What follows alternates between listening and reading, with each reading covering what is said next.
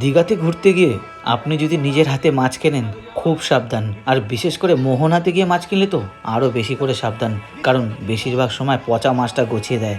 আমরা কাঁকড়াটা একটু দেখিনি, কাঁকড়াগুলো বেশিরভাগটাই পচা দিয়ে দিয়েছিল, তাই খুব সাবধান। আর একটাই অনুরোধ, ভিডিওগুলো যারা দেখছেন প্লিজ অনেক ভালোবাসা দেবেন।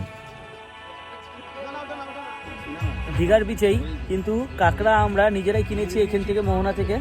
মোহনায় এসে কাঁকড়া আর পমফ্রেট মাছ কিনেছি, আর এখানে কিন্তু সবাই বসে আমরা একসঙ্গে খাওয়া দাওয়া করছি।